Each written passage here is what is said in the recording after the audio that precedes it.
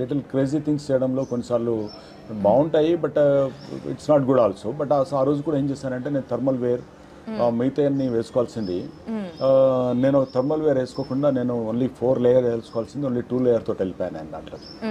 So అక్కడికి పోయిన తర్వాత నేను కొంతవరకు బాడీ రెసిస్ట్ చేసింది. ఒక 5 మినిట్స్ తర్వాత అందరూ వెళ్ళారు. అక్కడ సీ వెల్స్ తోటి తర్వాత సీ లైన్స్ తోటి వాటితోటి వాటన్నింటిని చూస్తున్నారు వాళ్ళు. మళ్ళీ దే ఆర్ కమింగ్ బ్యాక్.